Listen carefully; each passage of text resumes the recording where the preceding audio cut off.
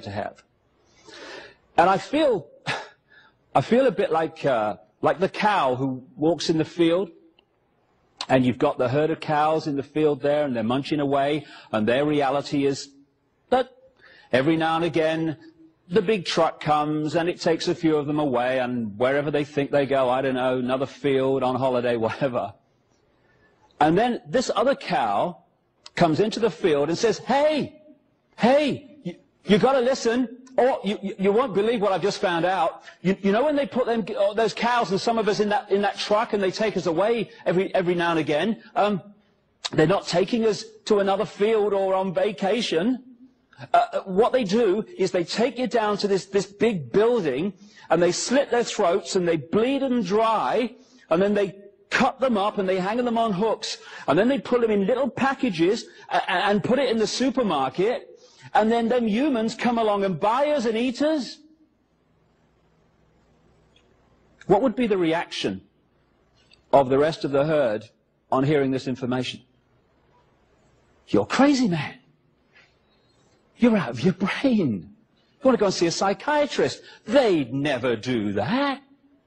This is ridiculous. And anyway, I've got shares in that trucking company, and I get a good return. Shut up, you're making waves. And yet, all the things that I have just said are absolutely true. It's just that the herd will not believe them.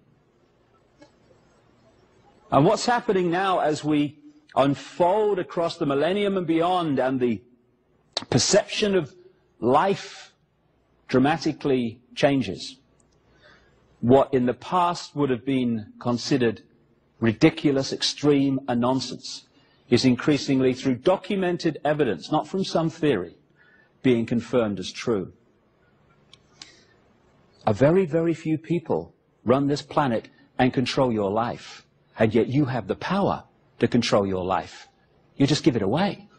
And that's the point. When I talk about a few people running the world, understandably, people come back and they say, well, it's not possible, mate. Can't be done. Too many people. And it can't be done by physical means, by soldiers at the door and soldiers in the street. You can do that in a small area, but you cannot control billions of people physically, just like you can't control a herd of sheep or a herd of pigs physically if they don't want to be controlled. In England, a little while ago, we had a remarkable example of that, in the sense that 2 pigs actually escaped from a slaughterhouse. They were just about to go through all that stuff I've just been talking about, and they got away. What they said was, instead of just following the herd and just accepting that that's what you do, they thought for themselves. They expressed their uniqueness. They broke out of the herd, and they ran away. And this became a major national news story day after day after day, because all these different people and agencies were dispatched to catch the 2 pigs, and they couldn't catch them for days and days and days, because they were trying to catch them physically. And because those pigs expressed their uniqueness, far from going to the slaughterhouse, they became national celebrities and are now wheeled out at galas and fetes and other events as one of the star attractions. Shows what you can do when you express your uniqueness instead of following the herd. The point I'm making here, however, is that you can't control lots of people physically, but you don't have to. What you do is you manipulate the way they think and the way they feel, so they behave in the way you want them to. Mind and emotional manipulation. Summed up and symbolized by this. We are multidimensional infinity. We're not just a physical body. As we'll come to in the second of these 2 videos, we are everything that exists. But how much of everything that exists, the eternal consciousness, are we accessing? Infinity, or just a fraction? And the difference between that infinity perception of life and possibility and that is simply, again, beyond words to describe. So the idea has been, over thousands of years of this manipulation, to turn unique aspects of infinity into a tiny, tiny eggshell of consciousness with a tiny, tiny perception of its own potential to control its own destiny. And once you do that, you create the herd mentality. And the herd mentality can be summed up by what we see all the time in a herd or a flock, whatever you want to call it, of sheep. If you look at how sheep are controlled all over the planet every day, it's through this. It's because sheep are put in that symbolic eggshell so that they don't think for themselves, they just follow the one in front. So, most of the sheep every day, and I've seen it, remarkable sight it is, where the farmer arrives with the sheepdog, and there's this whole kind of group of sheep, hundreds of them in the example that I saw once in England. And they're all munching away and no problem. And then suddenly, when the farmer arrives, one or two of them start to walk. Just one or two. Ba, ba, ba, ba, ba, ba, ba, ba. And it's like flipping Exodus. Hundreds of them just follow the one in front without thinking. No? Well, do I want to follow the one in front? You know, what do I feel today? Maybe I want to go over there. No, no, ba, ba, ba, ba, ba. And then you've got the tiny few who don't immediately succumb to that and follow that and concede their uniqueness to that, and they're given the extra dose of fear by the sheepdog. Row, row, row. Oh, all right then. And that four-letter word, fear, is what controls the world. Fear, fear, the manipulation of fear. So what you have are two states of being that get hundreds of sheep exactly where the farmer and the sheepdog want every day. And those two states of being are ba, ba, ba, ba, and fear, which gets the few to do the same. Staggeringly, we may find watching a group of sheep like that funny. Oh, come on, Ethel, come and look at these sheep. They're so stupid. And yet, the human herd, because that's what we've become, has out-sheeped the sheep. Because we have actually dispensed with the sheepdog. We police each other. It has become a crime to be different. Anyone who's different from the norm gets ridicule or condemnation. Instead of expressing and welcoming and encouraging and glorying in the unique contributions we all have to make, we condemn them or ridicule them. Now this is not just navel contemplating. It is fundamental to how a few have controlled the world for literally thousands of years. It is fundamental to how a few have controlled the world for literally thousands of years. And unless we break this, they'll go on doing it. What it means is that all you have to do to control the direction of the world and control literally billions of people is to set the norms in society. What is considered right and wrong, moral or immoral, sane or insane, possible or impossible. And once you set those norms by controlling the education system, crikey, education system, crikey, what a word. Someone said, was Gandhi, was asked what he thought of Western civilization, and he said, I think it would be a very good idea. What do I think of education? I think it would be a very good idea. I think it's about time we had some. So through controlling the education system, the mantra messages through the media, confirming that these norms are how life is, the vast majority of people in the human herd, from cradle to grave, occupy those norms and live their lives within them because they think that's reality. Now that's fine, that's a choice, I don't have a problem with that. But we seem to find it so hard to make those choices and let other people make different choices. So the reason the few can control the world as they do and have for so long is not just that vast numbers of people live within the norms, it's that those people insist those people that want to live outside the norms conform as well. So the key state of being, which is the foundation of all that I'm talking about, is the one you'll find in the vast, overwhelming majority, all but a handful, literally, of human beings. It's the fear of what other people think of them. Once you're in that mode, and that's the eggshell, then you're in trouble. Because suddenly you're not living your life, you're not expressing your uniqueness, you're living someone else's version of what you should be. You're already in prison, you're in what I call the hassle-free zone of norms. You've conceded what you are to what someone says you should be.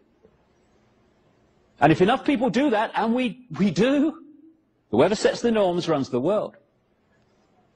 And what happens then, of course, is that when you're on the edge of that hassle-free zone and you're thinking, shall I, shan't I express my uniqueness? Shall I go with what my heart's telling me? What is the fear at that point that is making us resist? Oh, should I, shouldn't I? We're not at that point thinking, what will the President of the United States think if I express my uniqueness? What will the Pope think? Although some people will do that, my goodness me, why I don't know, but they do. Or what will the Governor of the Bank of England or the head of the Federal Reserve think? No, no. What's making us resist expressing our uniqueness is our fear of what our mother will think. Oh my God, what will my mother say? What will the guys down the bar say, or the people at work? In other words, the people's reaction that keeps us in those norms are the people who are already in there. So the sheep have also become the sheepdog. The police have also become the police. The inmates of the prison are also the prison warders. Now this combination, I repeat because it is so important, this combination means that whoever sets the norms in society runs the world. If, and the big, big if we concede our uniqueness to it and insist that everyone else does the same. And then when the norms are set, different aspects of the herd are played off against each other. So religions have been created, and we'll get into that because it's remarkable how the religions which fight each other and conflict with each other actually come down to the same people. Same story too when you look into it. So they play different aspects of the herd off against each other. Religion is played off against religion.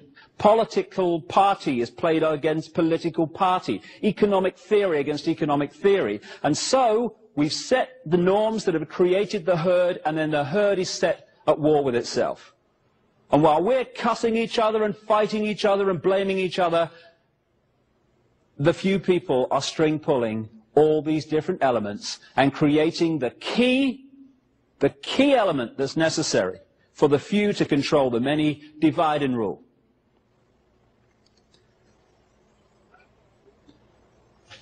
So when I'm going through this story, I'm not kind of getting into, and I don't want to get into, it's them.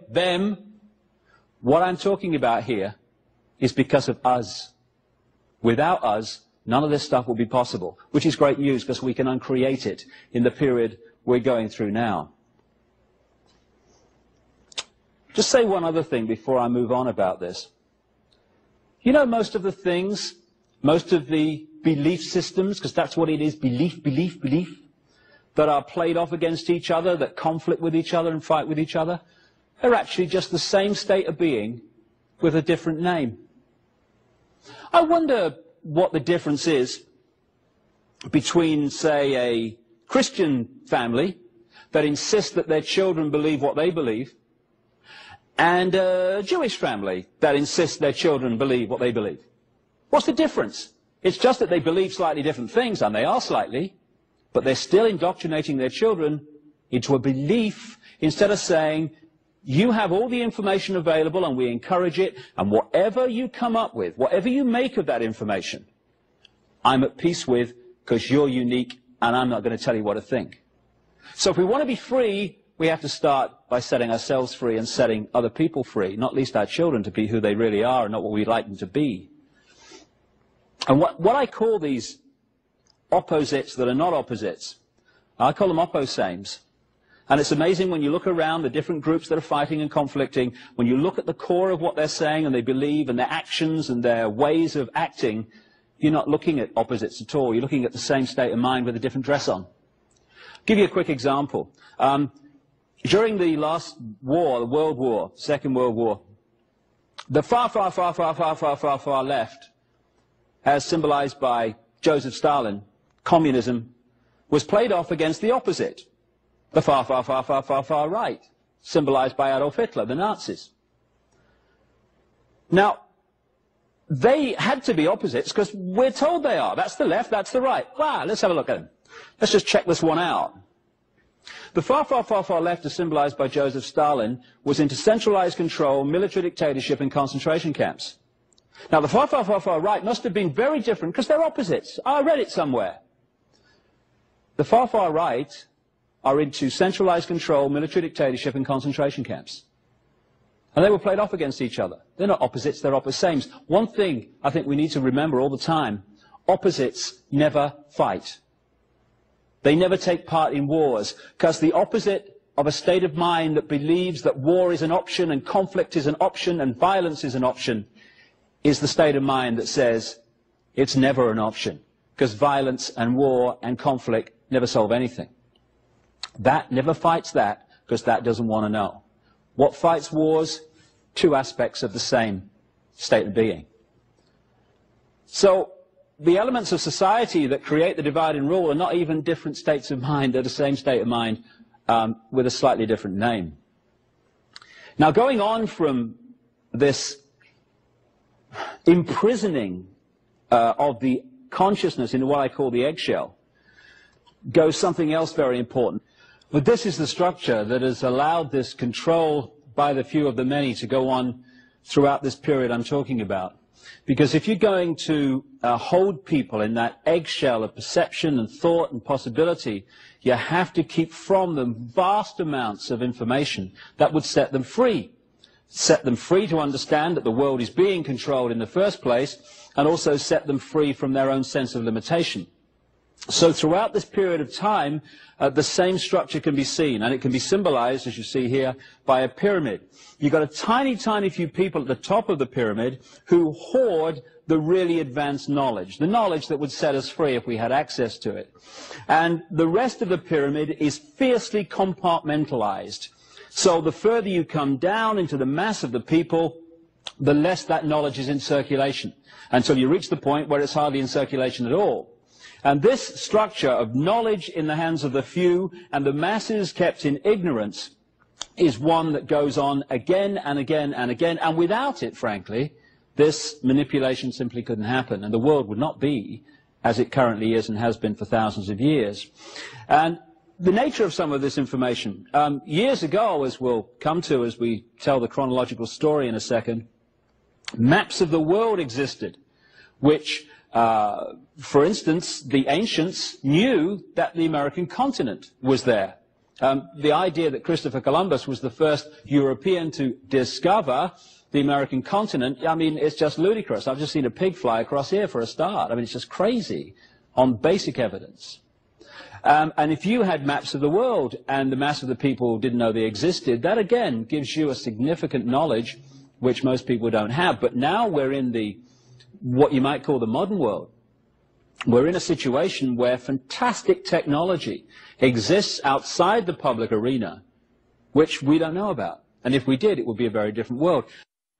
We're in a situation where fantastic technology exists outside the public arena, which we don't know about. And if we did, it would be a very different world. A little while ago, when I started to get a bit of a profile in this information, I was invited to a meeting with a guy in America who works for the CIA as a scientist, against his will. And he told me of the amazing technology that has not just been available more recently, it's been available for decades. Technology that would create abundant growth in deserts without water, end of famine in Ethiopia and other places in the world. That would give us all the power and warmth we need in our homes, in our businesses, in our factories, without using polluting fossil fuels and these other sources which are doing such damage to the planet. technology which could cure cancer and so-called incurable diseases exists now. Why don't we have it? Because it would set us free, it would give us choice, and choice equals freedom. Lack of choice equals the opposite of freedom, the imprisoning eggshell that I'm talking about. So it's kept from us. And I asked this guy, just to give you an idea of what's going on the other side of the movie screen that's projected at us via the media and education and what we laughingly call that. I said to him the obvious question, if you don't like doing all this, why do you work for the CIA against your will? And he opened his shirt and he said, this is why. And it was a kind of a bizarre moment because on one area of the room there was his children and his family, and yet I was looking at this father from this bizarre perspective of the world he lives in when he goes out the door in the morning. On his chest was a see-through sachet, or patch as they call them in the trade. And in it was this golden liquid, which turns out to be a drug. And he went into work one day, because just because you work for the CIA or the FBI doesn't mean you want to control the world and unfold all this stuff I'm going to come to. Most people think they're serving their country. Why? Because they're down here in the pyramid. He went in to work one day, and he has missing time he still can't account for. He remembers just waking up, however, in this room, and when he woke up, he realized this patch was there. And the reason it was there was this. His body had been manipulated to need that drug to survive. And if the drug is not replaced, and the patch has to be replaced every 72 hours, he starts to die. And after one incident, when he said no more, they did that. And this is just one of countless people all over the world who are geniuses in their area that could use that genius to set the world free, who in fact use it because of this situation to further imprison the world and deny us the knowledge of the existence of these technologies, while the very same technologies are used against us to increase the control. Because, of course, knowledge is neutral. Technology is neutral. It's how you use it that is positive or negative and is either freeing or imprisoning. So I got to the point, particularly in a book called And the Truth Shall Set You Free, where I'd, in very great detail, highlighted the structure of how the world is controlled today. And later on in this 2-video series, I'll get into that. But then you look at it, and you look at the scale of the structure and the detail of it, and the way it works, and the way all these different apparently unconnected institutions are actually connected, and you say, well, this could not have been put together in a few weeks, a few years, a few decades. So when did this thing start? And you go back. You go back. I got it comfortably to the time of the Crusades and the period that a lot of so-called knights organizations appeared around the 1100s, 1200s, that kind of period, and into the 1300s. Very comfortably back then. Keep going back, keep going back. And eventually you're into thousands of years BC before you can pick up the thread of where this thing came from. And then you start to look at some of the great mysteries of the ancient world and ask a few questions, because conventional history says that we are at this time at the cutting edge of human knowledge. There was never any society or civilization in the past, or what we call the past, that was here or in advance of here. And in fact, the ancients were like primitive and didn't know much. Well, who built these then? The pyramids at Giza and some of the other great structures of the ancient world, which are mathematically, geometrically, perfection. Who built them? Bill and Ethel in the tent? I mean, who did it?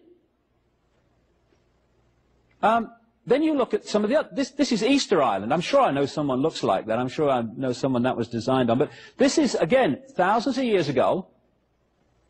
And them hats there are apparently 10 tons. Be interesting, wouldn't it? How did they get them up there? You know, you imagine it, can't you? Come on, Bill, bit more, left, right. Was done by high intelligence. No one knows where they came from. All the pyramids.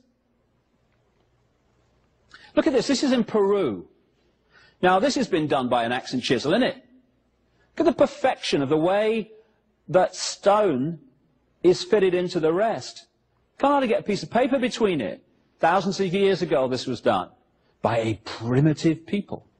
Oh, aye. Places full of pigs flying. Look at the size of this in Peru. You know, again, all right, Bill, a bit heavier this time, to the left. Fantastic knowledge created these things in the ancient world. This stone there in the center is one of 3 weighing 800 tons, called the Trilithon, in a place called Baalbek, in what we now call the Lebanon. Thousands of years BC, that was built. And those 800-ton blocks had to be moved at least a third of a mile. Primitives did that. I read it somewhere. It must be true. He had letters after his name, the guy that said it.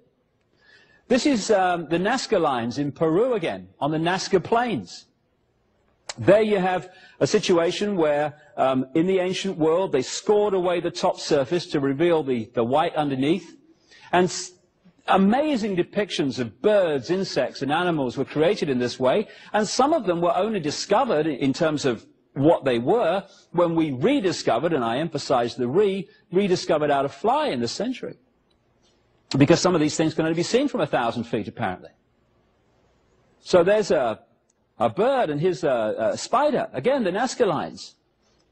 How did they do that, these primitive people all over the world? Because they were not primitive.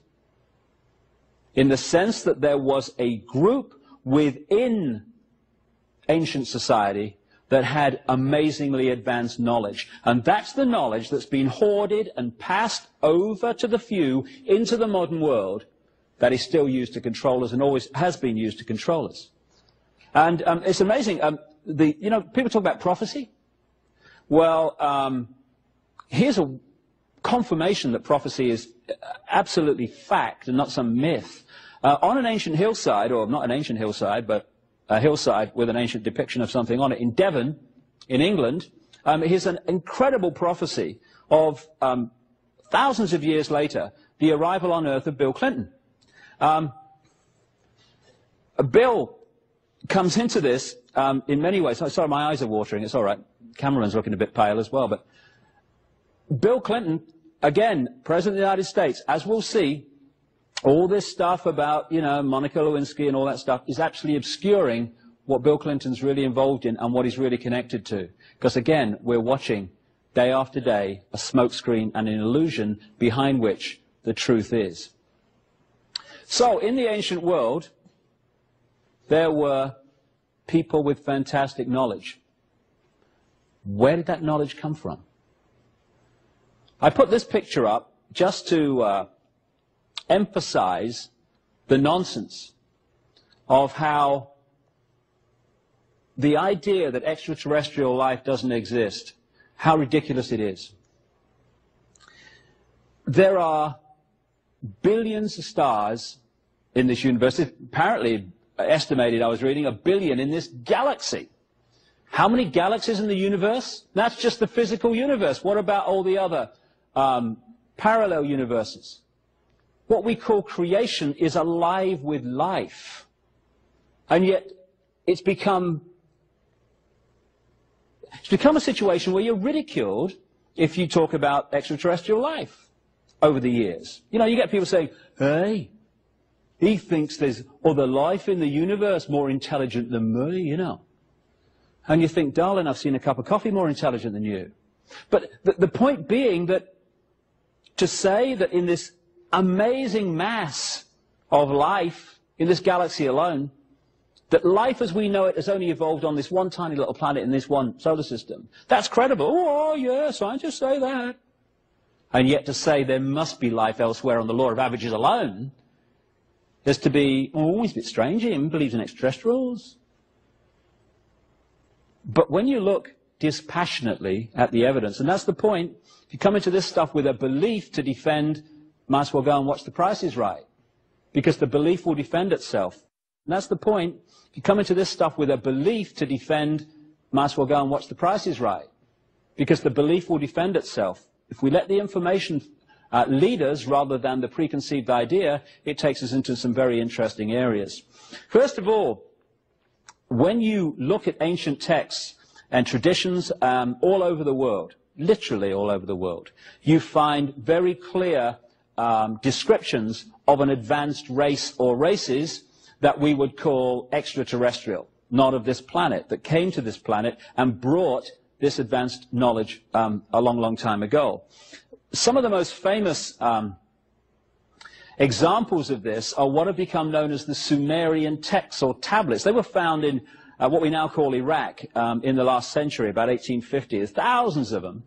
And they've been translated by a number of people, most famously a guy called Zecharia Sitchin. People think he's the only one that's done it because of the publicity and stuff that he's got in his books, but many other people have done it, and actually have come to a slightly different interpretation than him. But the common theme of all of them is this, that a group which the Sumerian tablets, which were buried around 2000 BC, something like that, that they talk about this group they call the Anunnaki in Sumerian, those who from heaven to earth came, which is the basic translation, but those who came from the high place and down to the earth overall is the feel of it, the Anunnaki.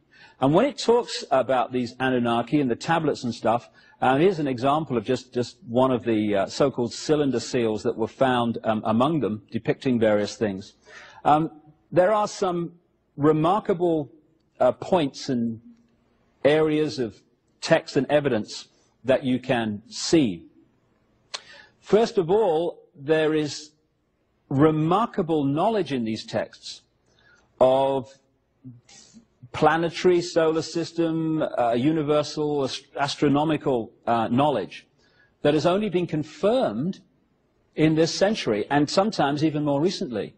In the text, for instance, they describe what Uranus and Neptune look like in a way that's only been confirmed in literally the last few years. They depict the solar system with planets that have only been found in the last century and the 20th century. How did they do that? What they say is the knowledge was brought by this Anunnaki. But it's more than that, because it talks in some detail about how this Anunnaki interbred with humanity, creating a hybrid race. And you find this theme all over the world. You find it in Genesis, in the Bible, which is a rewrite, when you do the research, of the Sumerian stories.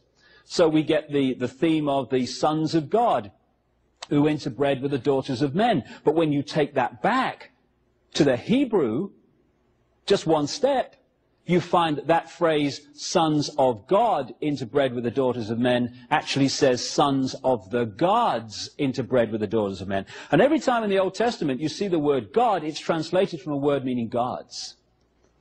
And it's clear to me that we have been misled and we've misunderstood the difference between the gods, symbolically extraterrestrials in the ancient world, and God, which is all consciousness, all energy, everything that exists.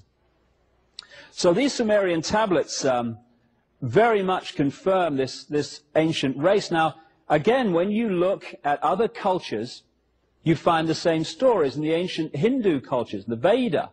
The Vedas, their ancient holy books, you find descriptions of the gods flying in flying machines, which we would call aeroplanes or UFOs or flying saucers, whatever.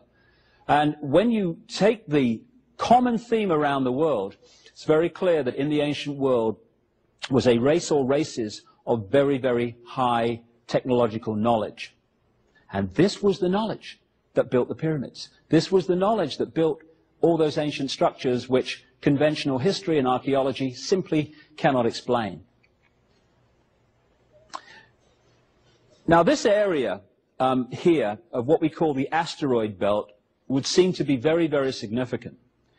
If you take Zecharia Sitchin's translation of the Sumerian tablets, the detail of which I have a problem with, I must say, here and there. They talk about, according to his translation, that a planet called Nibiru, the planet of the crossing in his translation of the Sumerian, came into this solar system a vast, vast amount of time ago.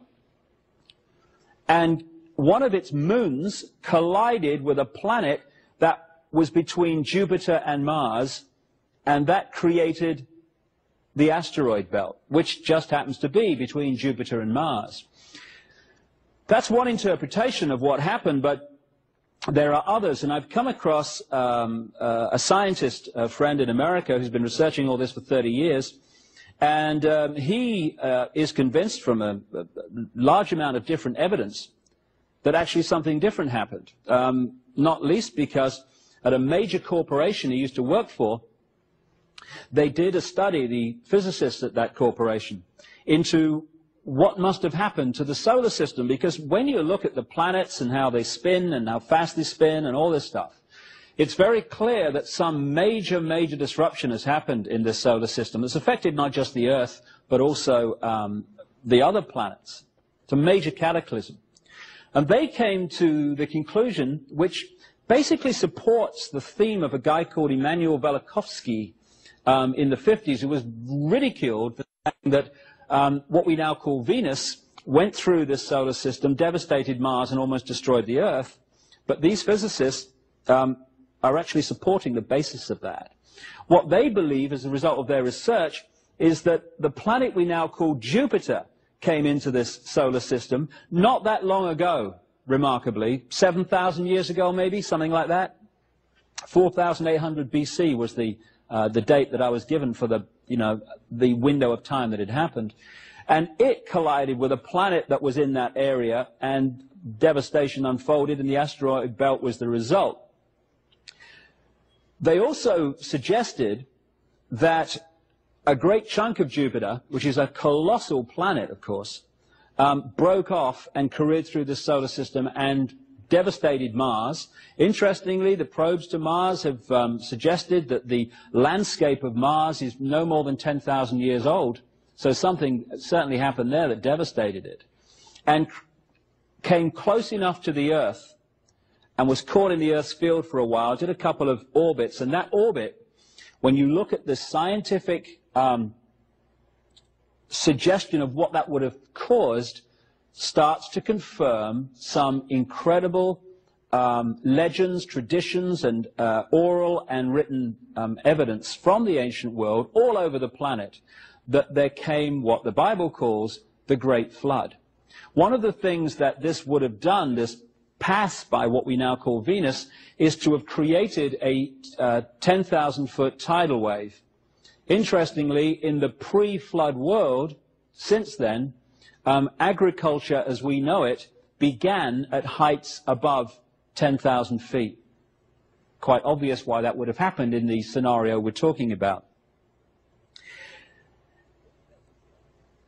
It is also suggested, and my other research, and in the book The Biggest Secret, it's detailed and documented in great detail, is that there was a Martian race, which was the white race, which actually came to the Earth and was interacting with the Earth, but as a result of the devastation and destruction of Mars, actually came here because it needed to survive.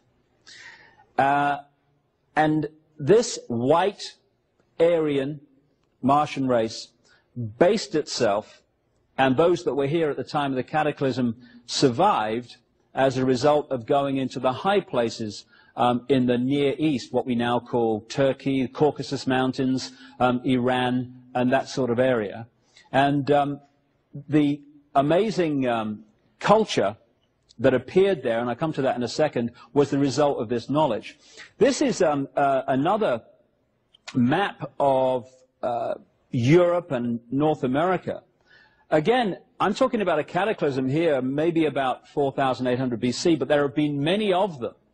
When you look at the geological and biological records, it's very clear this planet has had many cataclysms, just talking about one. Earlier, around 13,000 years ago, there was clearly another. And that area, which they call Appalachia, which is now sea, was actually land in that window of 13,000 years ago. What we call the Alps, what we call the Himalayas and the Andes, those fantastic mountain ranges, only reached anything like their present height around 13,000 years ago. So the Earth, while we've lived through quite a stable period in known human history, actually changes its face from time to time, quite obviously because of various events. Atlantis was supposed to have been one of the ancient cultures back in the ancient world which had this advanced knowledge and was destroyed by cataclysm. And again, this is a theme all over the world when you look at the ancient texts and oral traditions of this land of high technology, of high knowledge that was destroyed by cataclysm. And so once this cataclysm and cataclysms had unfolded over this period of time, 13,000 down to 7,000 years ago, that kind of window, a number of them, that great ancient civilization of knowledge, what the ancients called the Golden Age, was wiped from the face of the earth, and we started again. But we started again with different levels of knowledge. Among the survivors of these upheavals were the mass of the people who survived, or the representatives of them, who were still in ignorance, and then again there were the few who had the knowledge. So it all started again. Same structure, and we've moved into the modern world where we're now at a point where we were a long, long time ago before these cataclysms wiped that civilization from the face of the earth.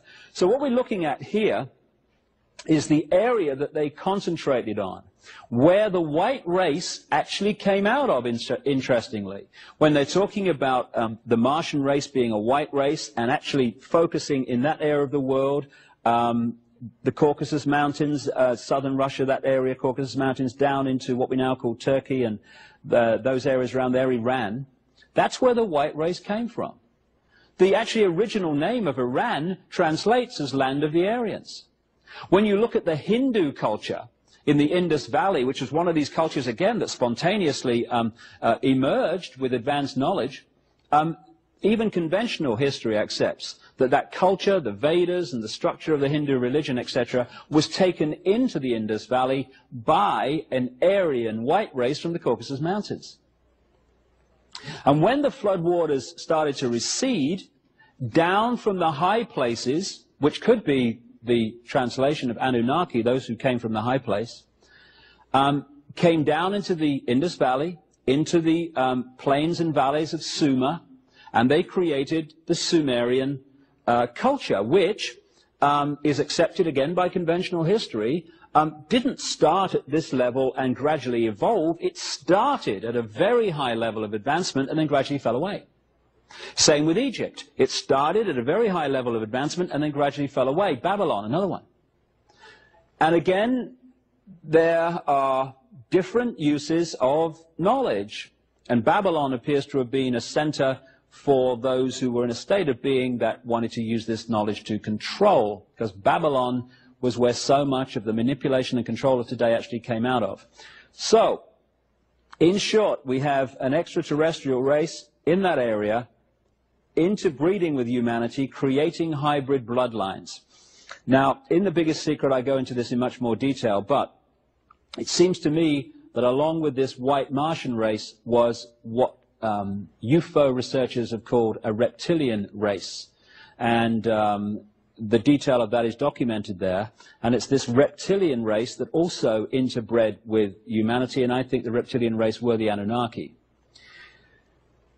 When the first interbreeding took place, the hybrids were half human, half Anunnaki, I think reptilian. And they interbred with this Martian race, this white race that became the race that took over the world, in effect. When a second interbreeding took place, it wasn't between the Anunnaki reptilian race and the humans, it was between the Anunnaki and their hybrid bloodstreams. So now we're going 75% Anunnaki reptilian, 25% human. These bloodlines, what I will call the pure bloodlines, the pure hybrids, these are the ones, when you trace into the modern world, that turned up as the pharaohs, as the ancient kings of Iran, the so-called serpent kings, that became the aristocracy of Europe, that became the royal families of Europe, and through the Great British Empire became the presidents, business leaders, bankers of the United States. The reason that these families of the Eastern establishment of the United States that produce the people that run America and the European aristocracy and royal families, the reason throughout history that they have obsessively interbred with each other and not outside is because they're trying to hold this genetic structure. This is a picture I took of a partial eclipse of the sun on a pyramid at Chichen Itza in the Yucatan, a Maya pyramid. And understanding the two levels of knowledge of the sun from the ancient world to today is to understand much about this manipulation and what's been happening in the world. On one level, the masses obviously focused on the sun because of its heat and warmth and its effect on their lives and their crops and all that stuff. But the few at the top of these pyramids of control, the advanced race, or races, if you like, they understood the much bigger nature of the sun. The fact that it is not just a source of heat and light, it is a fantastic generator of magnetic electrical energy which is affecting life on Earth second by second by second by second. And so, in summary, what you had here was a white Martian race which its hierarchy had this knowledge, and this Anunnaki reptilian race, and you'd have to see the biggest secret for the enormous documentation of that being true, and they also had this knowledge. And below both, you had the mass of the people who didn't have this knowledge of the sun and much else. And a tussle took place between these two races, and eventually the reptilian race, through their bloodlines, took control and now control the world. So let's have a look at the nature of this knowledge of the sun. What you're going to see now are sunspots, great arcs of fantastic energy that are emitted from the sun in cycles. Sometimes they're very powerful, sometimes they're less powerful. And the sun is 99% of the mass of the solar system. When it changes, everything changes.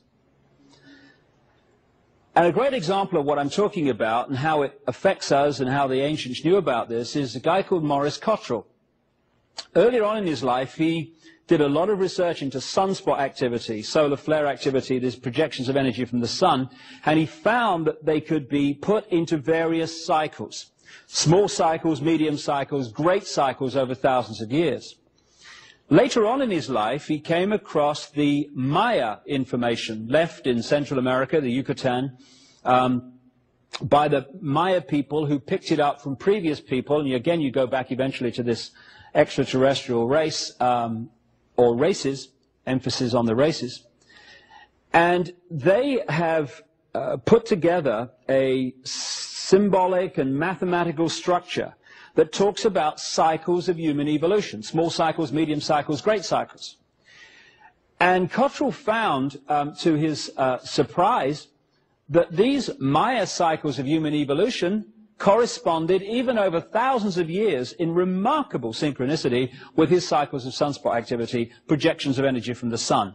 He also looked at the various historical cycles and found that the rise and the fall of great civilizations like the Roman Empire corresponded to these cycles of sun energy. So, when the sun changes, we change. We are encouraged at some points to be open to more aggression or more this or more that. Now, if you know that, and you know that at certain times the mass consciousness is more likely to react in a certain way, then you know, as you're manipulating the world, when to have your wars, when to have your economic collapses. And this is why, as many researchers, not just myself, have established, that these events tend to happen in key years relating to sunspot and sun energy cycles. Therefore, in the ancient world, there was the knowledge of the sun in its true importance and its true effect, and then there was the mass of the people who just looked at it in a totally different way. And this is why in the cultures of the ancient world you found, again, here a chair from Egypt, a throne from Egypt, a Akhenaten chair, the pharaoh, sun. Gold, the solar color, the solar metal. This is why the obsession was with gold. Also, lions, you find tremendous symbolism of the lion. The lion with its long mane symbolized the sun, which is why it was always there. Here again in Sri Lanka, gold and the sun. Here in Rome, the two lions, the sun, and the disc, the sun. Again, understanding this. Now, here, much more recently, this is the sun chair of George Washington, first president of the United States. And the reason that you find the symbols of the ancient world used by this high advanced level of knowledge in the more modern world, right to the present day, among the secret societies and among the countries in terms of flags and symbols, etc., is because the same knowledge stream is used today and the same manipulation is used today as always was. Now, this is a symbol that explains so much about religion and many of the symbols you see in the modern world. Because of the focus on the sun in its various levels of importance and understanding, this symbol was devised in the ancient world to symbolize the passage of the sun through the year. They did the circle with the zodiac, zodiac coming from a Greek word meaning animal circle appropriately. They broke the circle into 4, the seasons, with the cross, and they put the sun on the cross. I've heard that somewhere before. So what they did is to focus their symbolism on this journey of the sun. This is why, when you look pre-Christian, pre-Jesus, you find an endless stream of deities in the ancient world who were given birthdays of December the 25th. Why is that? Because around December 21st, 22nd, you have the lowest point in the sun cycle in the year, the northern hemisphere anyway, which is the winter solstice. And at that point, the ancients said the sun had symbolically died. The winter solstice. And at that point, the ancients said the sun had symbolically died. 3 days later, the sun had demonstrably started its journey back to its peak in the summer. And at that point, December the 25th, they said the sun was born or born again. And because Christianity was created by, in the form we know it, by a sun-worshipping Roman emperor called Constantine the Great, that's why Jesus was given the birthday of December the 25th, symbolic of the sun, which is what Jesus is to a large extent. The evidence that he existed is like almost non-existent, if not non-existent in total. So by Easter, the sun was entering the sign of the ram or the lamb. And so they had ceremonies in which they sacrificed lambs in the pre-Christian world because they believed that by sacrificing the lamb to the gods, they would have good luck and their sins would be forgiven and all that stuff. Now, this is where the symbolism of Jesus and so many mirrors of Jesus in the pre-Christian world, that's why we constantly get this recurring story of the lamb who died so our sins could be forgiven. Now, what the ancients also did is they symbolized the sun as a baby at the December the 25th time, as a kind of a youth at Easter, and as a strapping, strong, immensely strong man in the height of the summer, and losing his power in the fall, autumn, and then being an old man back towards the winter solstice. And they symbolized the sun as a person with long, golden hair, just like the mane of the lion. And so this is where the Old Testament story of Samson comes from. Samson. And what happened was they had him with long hair, big strapping man, the sun at the peak of the summer. And then what happened in the story, he started to lose his strength. And what happened to make him do that? He had his hair cut. The rays of the sun were getting less and less powerful as he entered the house of Delilah, Virgo the Virgin, which is the astrological sign as you're entering into the fall. And so, so often, and again in The Biggest Secret, this is documented constantly, this is why you get constant stories which we are asked in the masses to take literally, therefore a prison religion emerges, when in fact they're symbolic, and often symbolic of the sun. So, this is what this is, the Celtic cross. It's the circle and the cross, the symbol I've just had on the screen. This is NATO. NATO is a wholly owned subsidiary of this brotherhood, this group of bloodlines, the reptile-human bloodlines, the hybrids that run the planet. Again, this is the CIA symbol. Again, there's the cross with the sun on the cross. And this sun symbolism is something that you can read this brotherhood by. I came across this shot, or this symbol, in the City of London. Now, we'll get to this. The City of London is the operational epicenter of this global web of manipulation. And this is across the road from St. Paul's Cathedral. And again, you see the same symbolism, and on the center you've got the black sun. Now, the black sun symbolizes two things. It symbolizes the negative use of solar energy, and it also symbolizes something that's becoming more and more obvious, and people are becoming more aware of, and that's that it's not just the planets that go around the sun in the solar system. The solar system is also traveling around a central point, and that central point is known symbolically as the black sun, kind of a galactic center, and it takes 26,000 years for the solar system to go around that sun, and we are now in the process of completing one of those 26,000 year cycles, which is why the world is changing, and is going to change dramatically in the next 15 years to 2012. So again, this symbol keeps coming up in the modern world as well as the ancient one. Now, even in the design of cities, which this brotherhood has in the modern world controlled, you see exactly the same symbol. What you're looking at here is the Arc de Triomphe in Paris.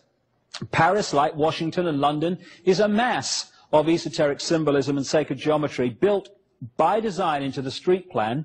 And so what you have is the Arc de Triomphe with the circle around it. There's the center of the sun on the cross, if you like. And going off from there are 12 roads breaking up into the 12 segments, just like that symbol I showed you a few minutes ago. And this, again, is sun symbolism from the ancient world carried by this group. And even in the road, on the road plan around the Arc de Triomphe, you see the sun there making the point. But if you don't realize where all this is coming from, it just seems like kind of nice design. Again, up there, Order of the Knights Templar and the York Rite of Freemasonry. That symbol there with the cross and the crown is the way the symbol of the circle and the cross has been got into Christian churches without people realizing what it means. It's the same symbol, the cross and the circle. And again, you see the same symbol here. This is the famous painting by Leonardo da Vinci. Leonardo da Vinci was a very high initiate. In fact, he was the Grand Master of a elite secret society, still very much part of the manipulation today, called the Priory of Sion, S-I-O-N. And Sion comes from a Sanskrit word meaning the sun. The Priory of the Sun is what he's actually saying. And this guy was an initiate who knew the underground story and the underground knowledge. This is why Da Vinci was able to make predictions and draw pictures of various technologies that were well ahead of his time.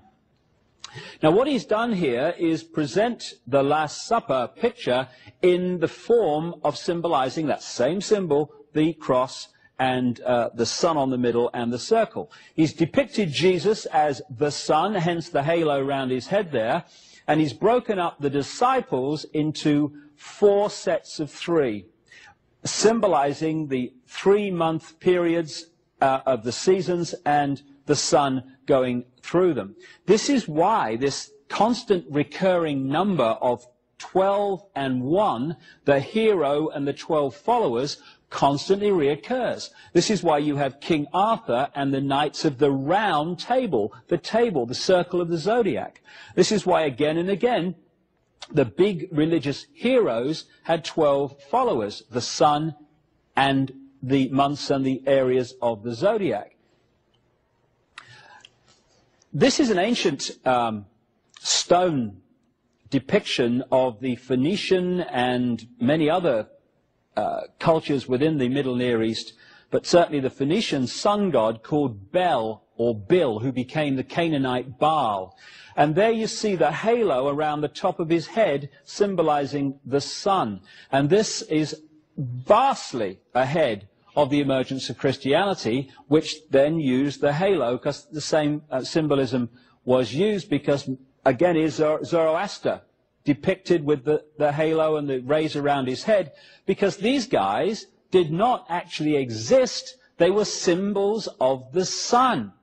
That level of knowledge knows that. This level of knowledge, the masses, takes the symbolic literal, and you have a prison religion. So let's pick up how this all unfolded from here. Just to quickly summarize. In that area of what we now call Iran, Turkey, and the Caucasus Mountains, you had two advanced races at the same time. You had the Martian race, which came down and survived there and came out of there after the cataclysm involving Venus 7,000 years ago or so. But you also had another race, which the Sumerian text called the Anunnaki, a reptilian race. And they interbred in this program, or programs that are described in the Sumerian texts. And interestingly, they describe how this Anunnaki did this interbreeding by using what we would call test tube methods. Now, of course, when these tablets were found in 1850, the idea of creating life in test tubes, utterly ludicrous, no longer. And so you had the interbreeding between the white race, the Martian race, and the Anunnaki. And the outcome of that was what appeared to be a human form, is what we'll call it today. But within that white race were particular bloodlines that were very, very reptilian. And again, you have to look in detail in The Biggest Secret to see the enormous documentation of this, but it's these bloodlines, this particularly the white reptilian, the Anunnaki Martian bloodlines, that actually have run the world ever since. Demonstrably, the white race took the world over. They came out of the Caucasus Mountains and this area of the world in two basic ways. Go one way first, by land. They came out of the Caucasus Mountains, and incidentally, what do Americans call white people? Caucasian. Why do they call them after some mountains in the Near East? Because that's where the white race came from. They came across land into Europe, and they changed their names. They were the Scythians, they were the Sumerians, they were many different names, and if you follow the movement of people, you find that they became the white race of Europe. They became the Anglo-Saxon race, because the Angles and the Saxons were simply different names for the same race. They became the Anglo-Saxon race, because the Angles and the Saxons were simply different names for the same race. They became the Scandinavian peoples, they became the British, they became the French, they became the European white race. And within this white race were these Anunnaki bloodlines, these reptilian bloodlines. And these were the ones, when you do the research and the genealogy, that ended up again and again and again in the positions of power. Political, royal, economic, all of it. And so, not only did they come across land in that way, much earlier, around 3000 BC, through a white race called the Phoenicians, they went by sea to Britain. And what we call the British culture, which of course has had such an effect on passing on that culture to the rest of the world, is actually the Phoenician culture. It comes from the Near East. And the proof of that is endless in the artifacts and the legends and the stories that have been left. For instance, what you see there in that depiction on the coin, an ancient coin, is a Phoenician goddess called Barati. And on the other side, you see the classic depiction by the British of their goddess, Britannia. And they are the same, because Britannia was Barati. The Phoenicians worshipped two deities. One was the male, Barat, one was the female, Barati. And she became Britannia, and Barat and Barati became Baritan, and the Baritish. The British culture is in effect the Phoenician culture. Not only that, when you look at the names given to the goddesses and what have you, or in the Indus Valley, what we call the Hindu culture, they are the same. They are very, very close to the name Bharat and Bharati, because this white race, as I said earlier, also went in and created the Indus Valley Hindu culture. No accident that all the major religions in the world that were prisoners came out of this same area of the Middle and Near East. In Britain are white horses scored into the hillside. This is supposed to be the oldest one. It's a place called Uffington in Wiltshire. And it's been dated to around 3000 BC. That is precisely the time the Phoenicians arrived by sea into Britain, bringing the Bharati, British culture as it became. Now, why would the Phoenicians score horses in the hillsides, the chalk hillsides of Britain? Very simple. The Phoenicians were sun worshippers. This was a Phoenician symbol of the sun. This is a Phoenician high priestess. Again, you see the swastika. The swastika was a Phoenician symbol of the sun. Quite a positive symbol, and what the Nazis did, because they understood this, is they turned it round to indicate the negative, because they understood the nature of the sun as well. This is a Phoenician stone found in Britain. There again, you see the swastika. And what we call the British culture came from the Near East. Another thing that these advanced people within the Phoenician culture understood was the fact that the earth has through it and around it what is known as an energy grid or grids. These are force lines of energy. Some people call them ley lines, some people call them dragon lines in China, meridians, whatever. Where these lines of force cross, you create a vortex. Where many of these lines cross, you create a colossal vortex. And therefore you have enormous energy which you can use to create and do various things. This guy was an Englishman in a place called Herefordshire, and one day he was on his horse at the top of a hillside, and he suddenly looked down into the valley and saw these lines in a sort of psychic way all over the place, straight lines, and they connected the sacred wells, the sacred places of worship, the points where the churches were built, the hillsides, etc. And this now, as we have moved on, has been confirmed by the scientific world, those with an open mind anyway, that this grid line, grid system actually exists like a web around the world.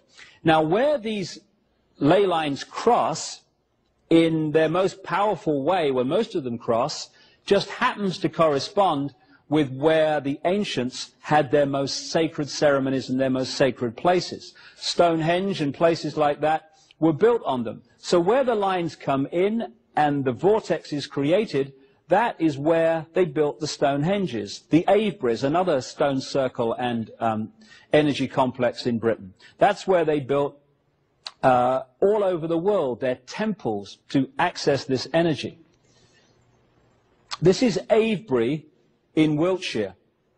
Now this is interesting. I used to live near here, and the Phoenicians built this with their knowledge. Now the Phoenicians, I would suggest, and the evidence is presented in The Biggest Secret, were originally a Martian race.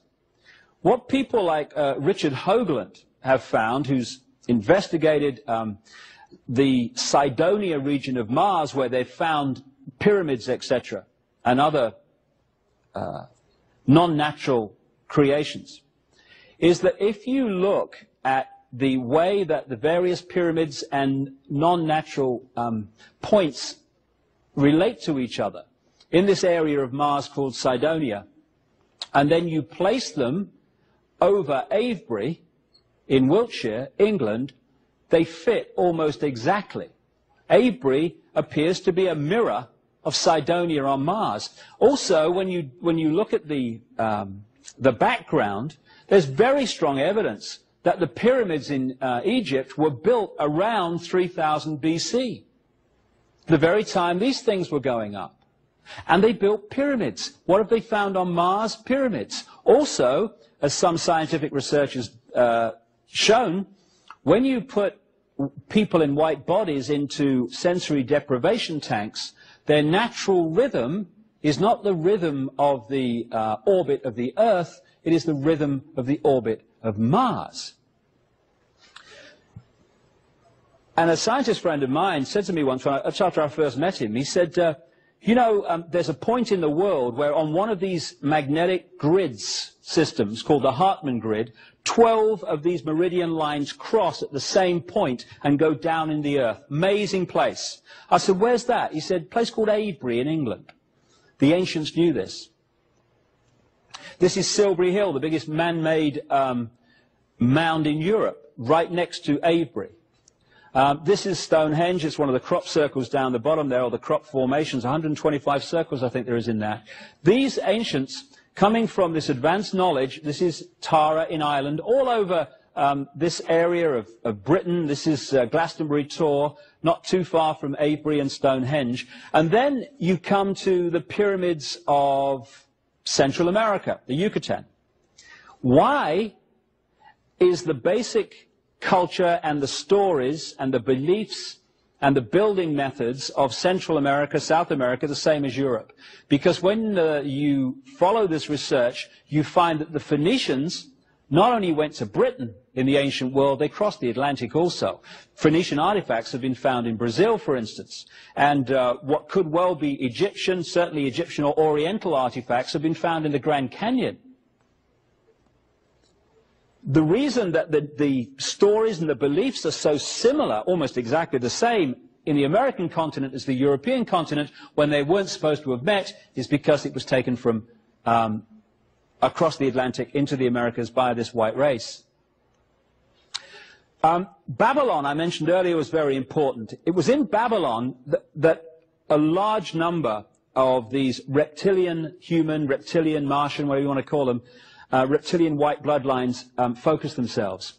And in Babylon, they created the structure which can be found in every religion, because they understood if you got a certain structure and called it a religion, you could imprison the human mind.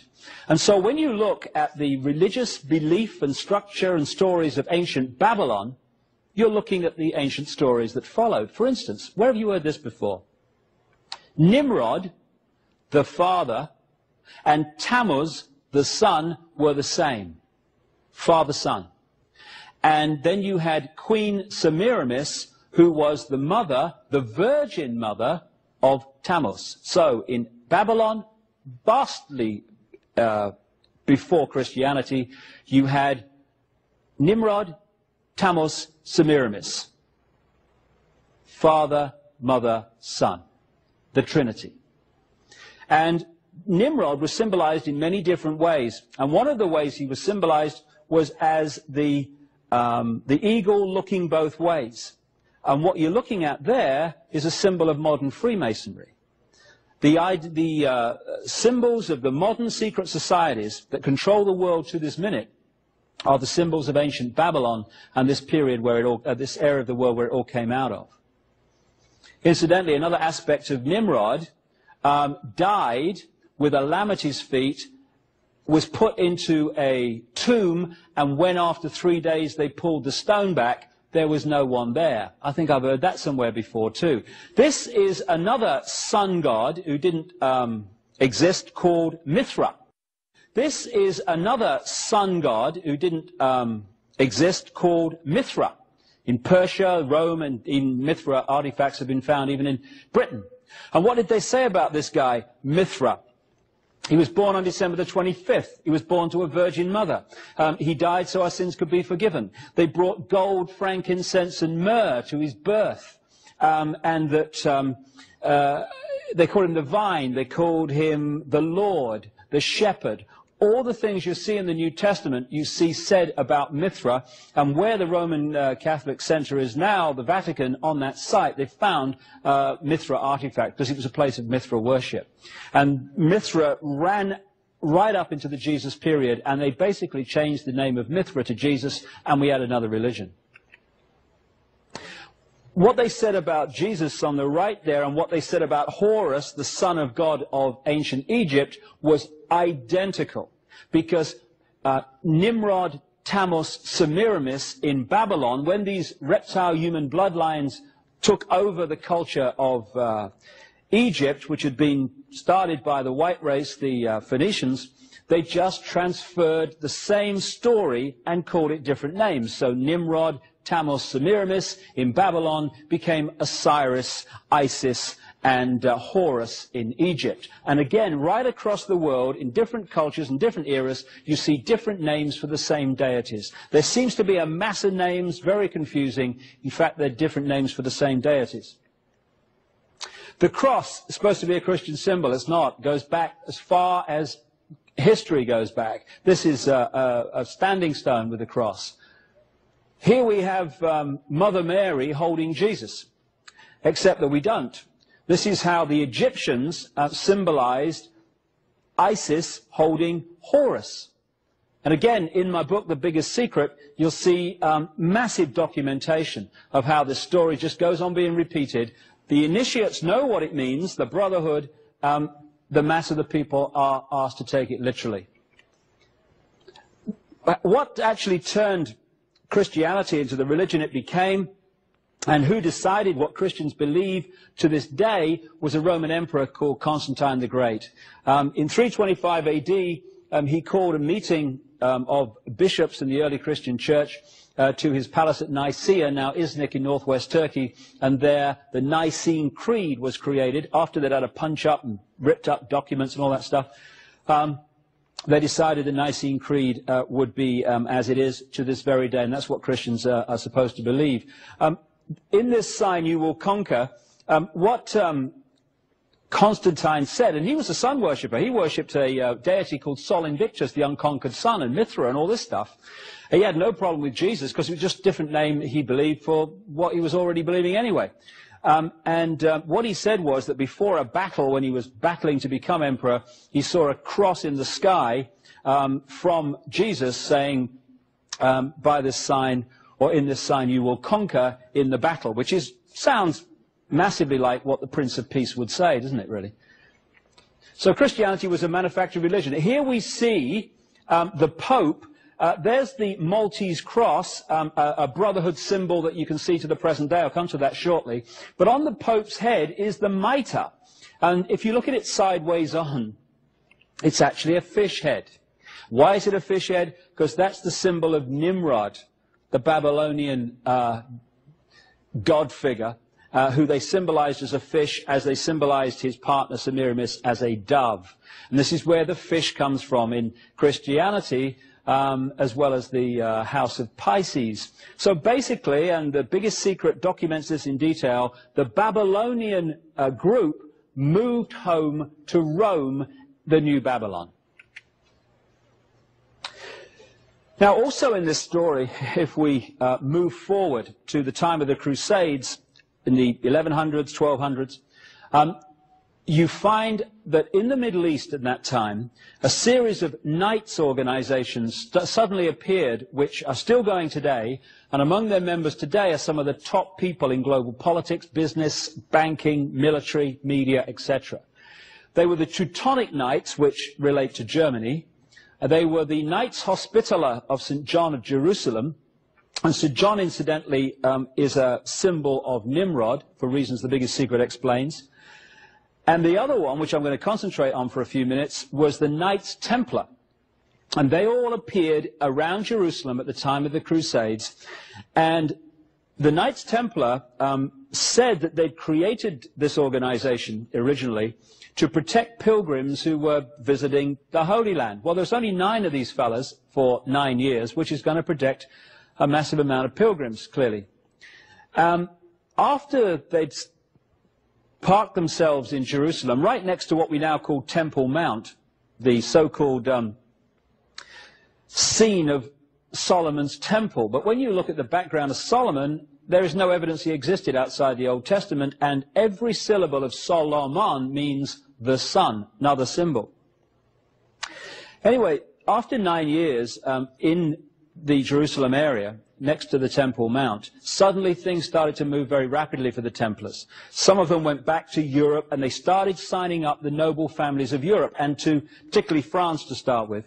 And to join the Templars, you had to give them all your wealth. So they became massively wealthy very, very, very quickly.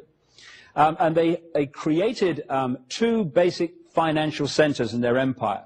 One was in Paris, one was in London. Today, Paris and London are the two key centers of the operational level of the manipulation of the world. No coincidence. After a while, however, the King of France, Philip the Fair, who was up to his neck in debt to the Templars, decided that he was going to remove them. Now, this thing about debt's very important. You can follow through these bloodlines out of the Middle East, these reptilian human bloodlines that became the European aristocracy, etc., a number of themes that keep reoccurring. One is creating prison religions based on the basically same story, keep masses in ignorance. Two is satanic ritual and blood drinking and such human sacrifice ceremonies, which is still going on today to the same deities they did in the ancient world. And thirdly, the scam where you lend money that doesn't exist to the population and charge them interest on it, which is what happens to this very day, of course. The debt we call debt in the world is actually debt that doesn't exist. It's just figures on a screen. There's no money involved at all. It's just a thought form. So what happened with the Templars is that they played this scam because they were part of this stream, and they got the crown heads of Europe up to their neck in debt to them, just as their successors have the governments of the world today in debt to them. So Philip the Fair wanted to bring an end to this, and there's more to that story as well. And on Friday the 13th, in October 1307, he issued orders, supposedly secret orders, to arrest the Templars on that morning. That's why Friday the 13th has been deemed unlucky ever since.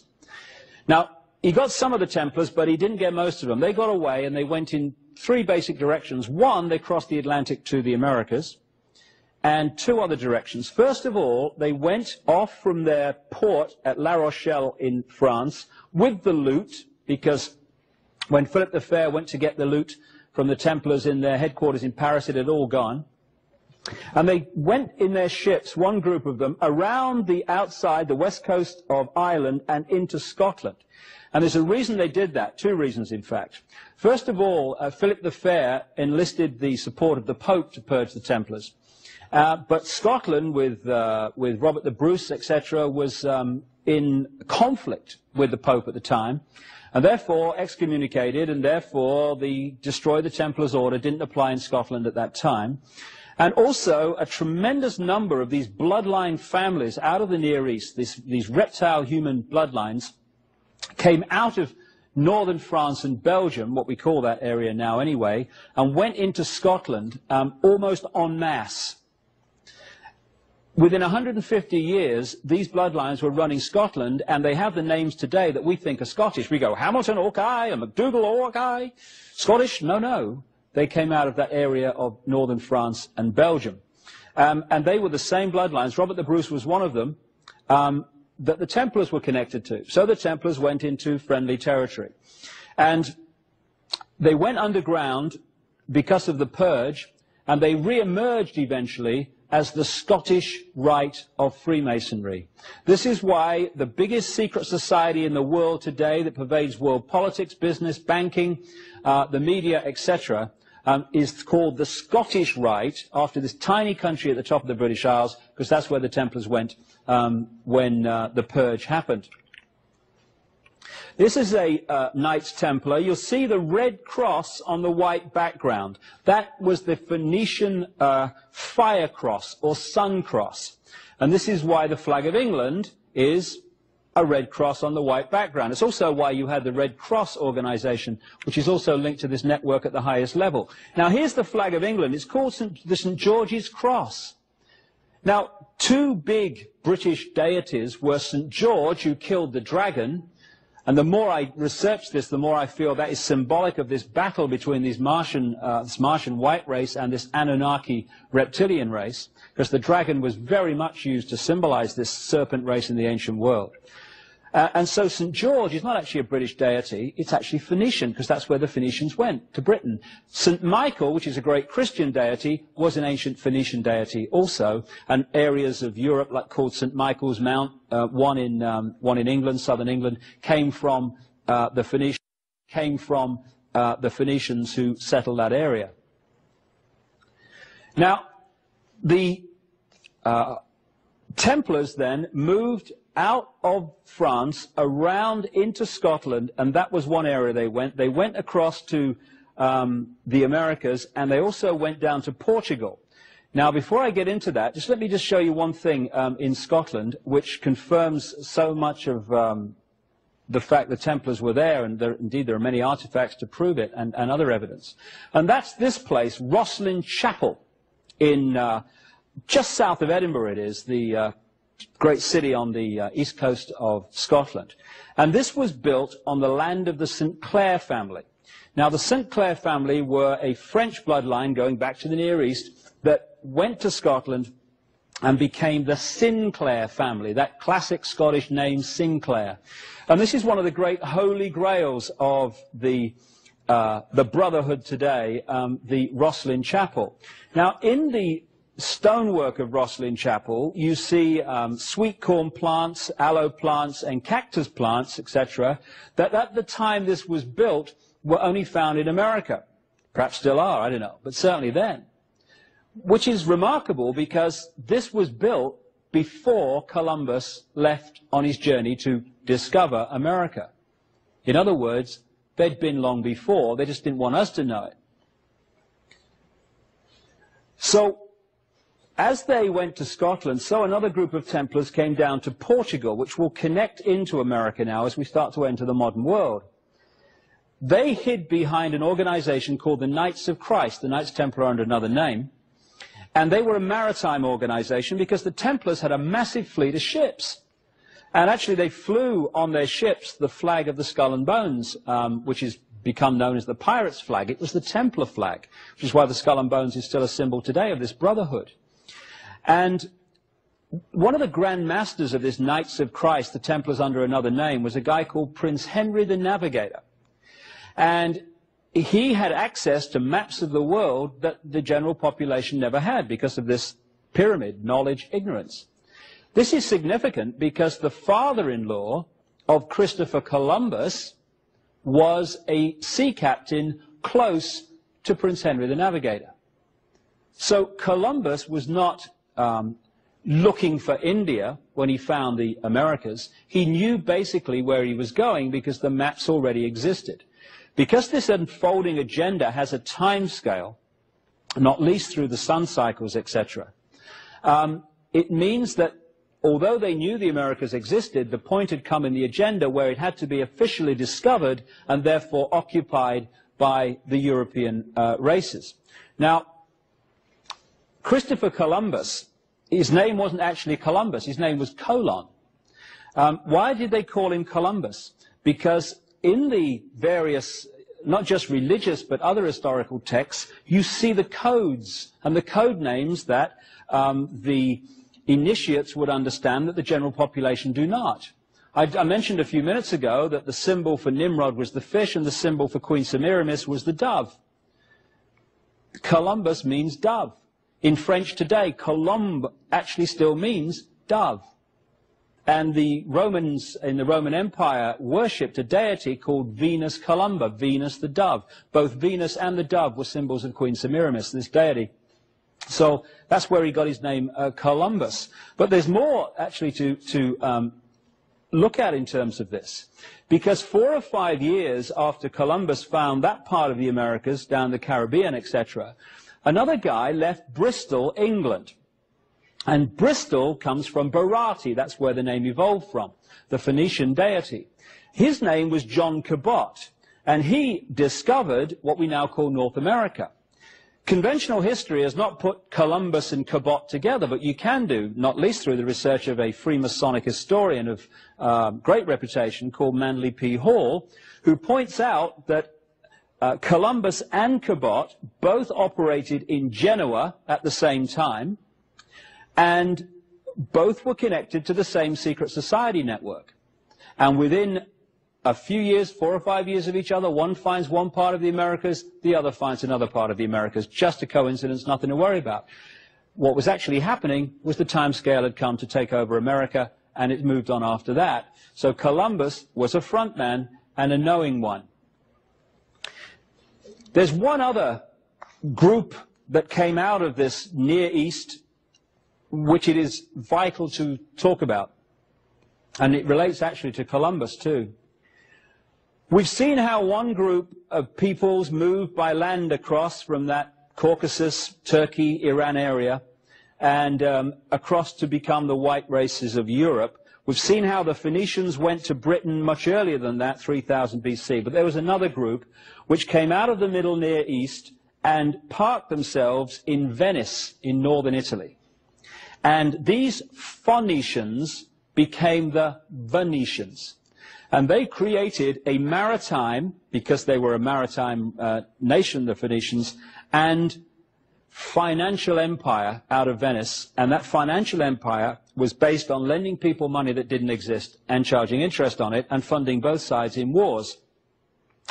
Now, within these white Phoenician bloodlines, yet again, were these reptilian bloodlines, these Anunnaki bloodlines. And again, you'll have to refer to the biggest secret to see the enormous evidence that this stuff about the Anunnaki and the reptilians is correct.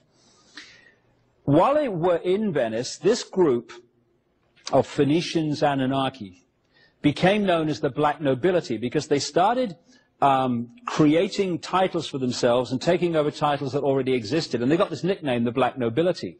Now, some of the so-called Jewish banking names of the world today, like the Warburgs, not actually Jewish at all, because they came out of this group in Venice. The Warburgs, who were fundamental in creating the Federal Reserve, the so-called Central Bank of America, which is privately owned from people in Europe, the Warburgs were called the Abraham del Banco family in Venice, and they became the Warburgs when they moved up into Germany and Europe. So eventually, this black nobility in Venice moved north through Germany and centered themselves in Amsterdam. In 1688, one of this black nobility called William of Orange was manipulated onto the throne of England as William III. With that, this whole shebang moved across and created its epicenter in London.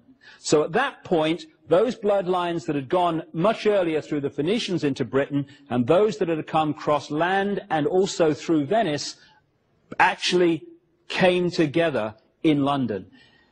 It was William of Orange, a few years after he became king, who signed the charter that created the Bank of England, and the central banking system was created. It was after that time that the City of London financial district became the center of global finance. And it was after that time that we got the great British Empire, when these bloodlines were expanded from Britain all over the world, to Africa, to Australia, to Asia, to the Americas. And what started out in Babylon and the Near East and moved outwards now went global because of the British Empire. People say that because the British Empire and these European empires have actually contracted since then, that it can't be true that the world's still controlled from London and these cities. But there's two ways of controlling people. One has a finite life, one can go on forever until someone exposes it. The first one is overt, in-your-face control, the dictatorship, where Britain controls this country and controls that country. The people in that country know where they are. They're controlled by an outside force, like the Russians during communism and the Germans during Hitler. That has a finite life because eventually, when you know where you stand, you're going to rebel against that control. Much more subtle to replace that overt control with covert control. where people are controlled, but they don't know that they're controlled. People don't rebel about the fact that they're not free if they think they are. So what happened as the contraction came of these empires, not least the British Empire, is while on the surface it seemed to be over, left outside in those countries, back in those countries, were the bloodlines and the secret society network, which has continued to control those countries from this point on. Because what happened in that ancient time is that you had the positive use of knowledge, and they created mystery schools and secret societies in Egypt and elsewhere to pass this advanced knowledge on in a positive way. You then had this other force, largely out of Babylon, that also created mystery schools and secret societies for very different reasons. To pass on the advanced knowledge only to the chosen ones that they chose, and they created the institutions, these same secret societies, in the public arena that sucked that advanced knowledge out of circulation. Not least the Inquisition. When, 2 minutes into this video, I would have signed a suicide note during the Inquisition.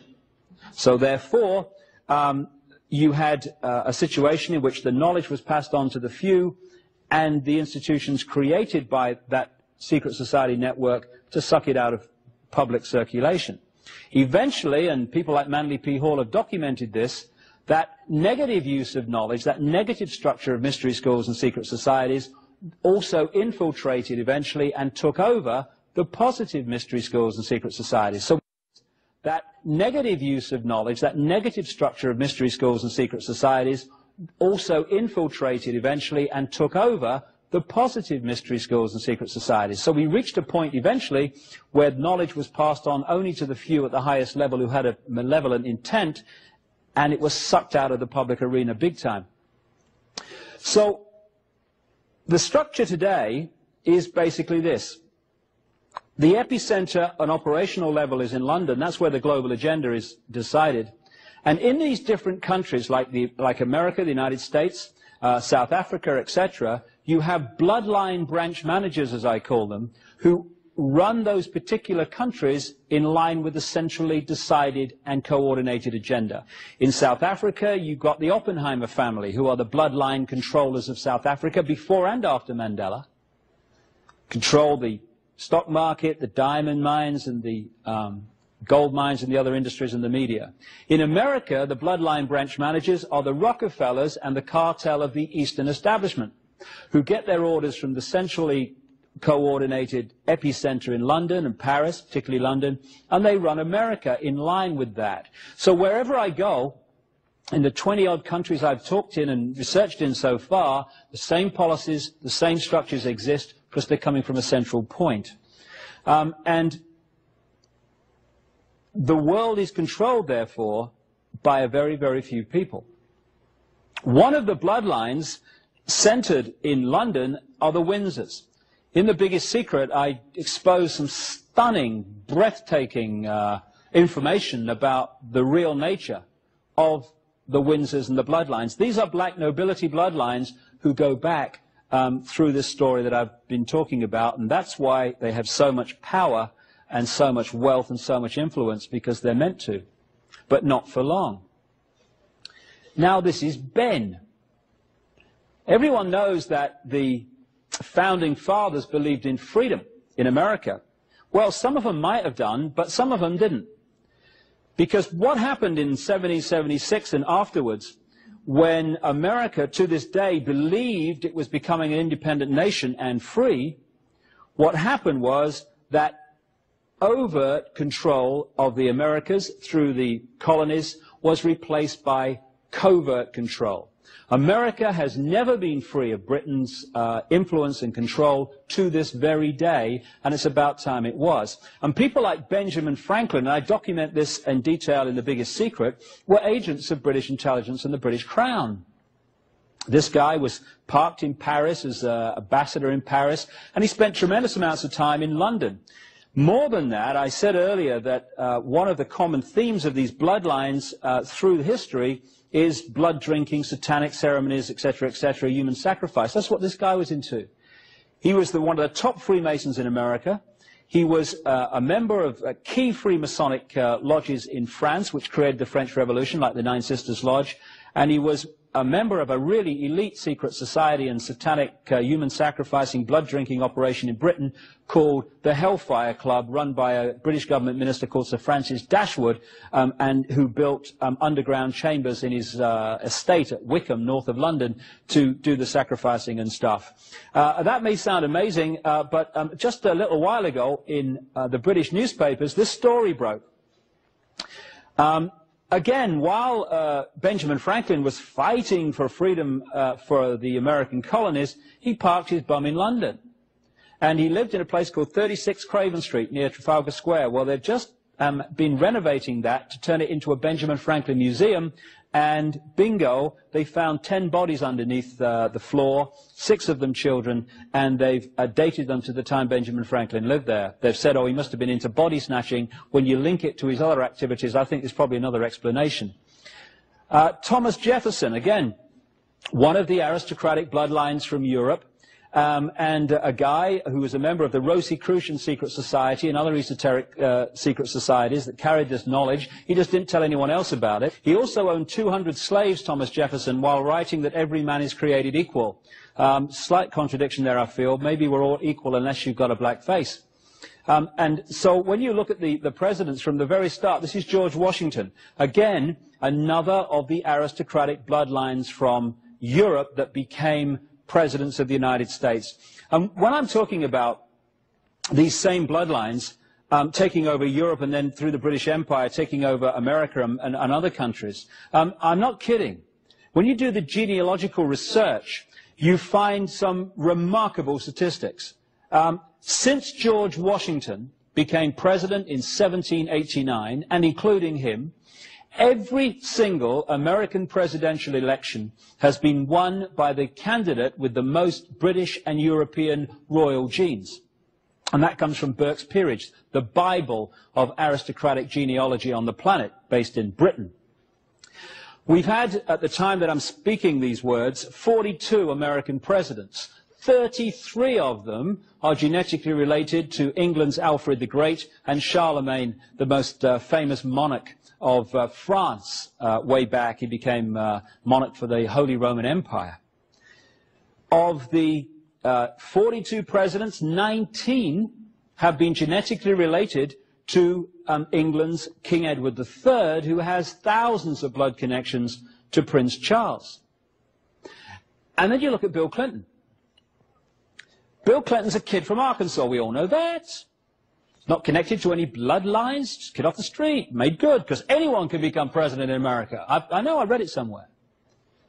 Clinton is genetically related to the House of Windsor, to every Scottish monarch, to King Henry III of England, and to King Robert I of France. And this is why, because of his bloodline, that he was taken at a very early age and given this scholarship to Oxford University called a Rhodes Scholarship, which is given to bloodline people in the world to go and be indoctrinated into this agenda in Britain, and then they come back, and the ratio of them that become presidents or people in power behind the scenes in their countries is absolutely vast. It's because of their bloodline. There's a number of symbols which you can pick up, because there's a secret language of this brotherhood, again, that comes out of Babylon. And as the time has gone on, the malevolent use of this advanced knowledge through this, what you might call Babylon Brotherhood that emerged on a global level as it is today, has become the dominating force on the planet, interacting, as I talk about in detail in The Biggest Secret, with this Anunnaki extraterrestrial force or race. One of the symbols is the pyramid, and particularly the pyramid with the capstone missing, the pyramid and all-seeing eye. This was put on the dollar bill in 1933-34 by Franklin Delano Roosevelt, another of the bloodlines, who goes back to French aristocracy, which connects him with the British. And the symbol you're looking at was actually the symbol of a secret society called the Bavarian Illuminati, which was behind the French Revolution, and it goes much further back than that. So the obsession with symbolism and for other reasons, certain symbols, is phenomenal. People asked a few years ago during the presidency in France of Francois Mitterrand, why on earth did they put this big black pyramid, this glass black pyramid, next to the beautiful Louvre Museum? People can understand it, because from an aesthetic point of view, it was ludicrous. But they built pyramids in Egypt to interact with the energy and to create a particular energy field. They did the same on Mars, it would seem, also. And they're doing the same in the modern world, in the street plans. This is why, and we'll see this as this talk unfolds, why that pyramid was put there. And anyone know where that is? Many people in America will. It's Dealey Plaza. This is where they killed Kennedy, in Dealey Plaza. And the street plan of Dealey Plaza, where the first Freemasonic temple in Dallas was put, is a pyramid with the capstone missing. They killed Kennedy on the right-hand side, the grassy knoll near the number 5 there, and down the bottom of the pyramid in an underground car park is where they killed Lee Harvey Oswald, who was falsely accused of doing the deed, but you need someone to blame when you don't want people to know what really happened. And we'll see as this unfolds, and we'll talk about the Diana situation and her murder in Paris, the obsession with ritual and symbols is unbelievable, and it's one way of reading this brotherhood. The key brotherhood signature is the lighted torch. This comes from an ancient legend which goes back to the Watchers, or Anunnaki, the extraterrestrials. They were also called the Watchers in some ancient texts. And the legend was that some of these Watchers gave knowledge to humanity, or a certain section of humanity. And a number of deities have been invented in the various different cultures, like ancient Greece, etc., to symbolize this same story of the gods giving knowledge to certain numbers of humans. The most famous of these is this guy, Prometheus, the Greek god who was supposed to have come from the Caucasus Mountains, and he's holding, as you see, the flame. The flame is symbolic of knowledge, the sun, the illuminated ones. The Illuminati is one name for this brotherhood. The illuminated ones, those illuminated into this advanced knowledge.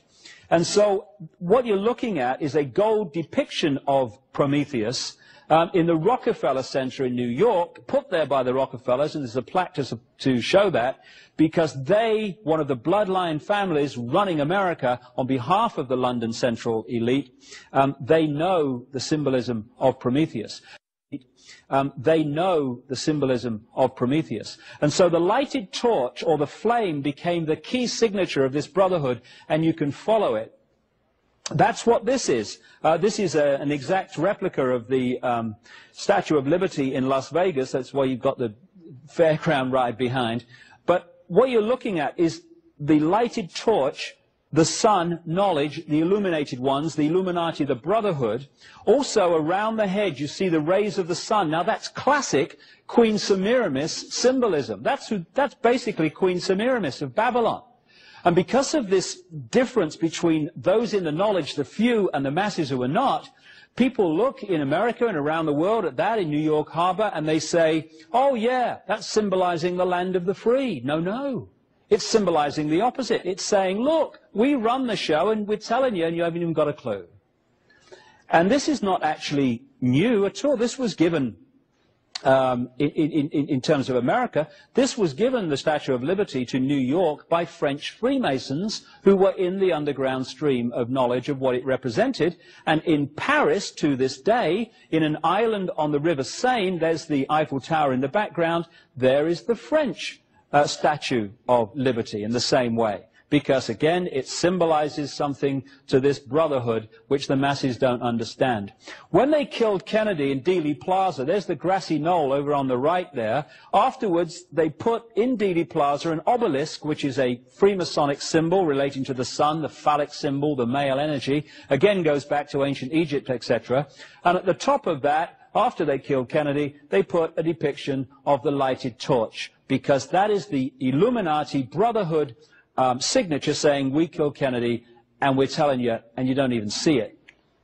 What did they put on Kennedy's grave? To this day, the lighted torch. They call it the eternal flame, but it's their signature saying, we killed Kennedy, And we're telling you, and you're not even bright enough to see it, but of course if you don't understand the story we're not being told, how can you see it? It just seems like the eternal flame, a positive thing. It's not. This is Paris, there's the Eiffel Tower. That is an exact replica, put there in the late 80s, of the torch held by both the French and the American Statue of Liberty. What is that? Where is that? That stands on top of the Pont d'Alma tunnel in Paris, almost on the spot underneath where Diana was killed in the car crash, and that has become the shrine, if you see the flowers there, to Diana, exactly as planned. And what have they put on the island where they buried her, or claim to have done, at Althorpe Park in Northamptonshire in England, on the Spencer estate? They put the lighted torch, the signature, "We did it." And we'll talk about that a little bit more in a second. There we go on the dime, the lighted torch, the Illuminati. What they also do is create street plans that have all these symbols in them. And when we get to the next video, I'll pick up that in Paris, take it into Washington, and talk about a stream of other things that relate to the basic structure I've already described. And I'll relate it to the assassination, because that's what it was, of Diana, Princess of Wales. And also, when we've looked at the structure of how we're controlled, we can look at the way out of here, because we're only controlled because we allow ourselves to be controlled, because we give our power away. We take it back, all this stuff is over. To summarize this first part, we had the intervention in the human genetic stream in two ways. First of all, a Martian race that came after the cataclysm to Earth settled themselves in that Middle Near East area. Not least because during the cataclysm, the only way to survive was to get to a very high place. Agriculture started at 10,000 feet and more. But complicating what would have been normally a simple story of Martians coming to the Earth, a white race, was this Anunnaki, this reptilian race that interbred, creating particular bloodstreams that it could connect with and therefore control. And it's these reptilian human bloodlines that became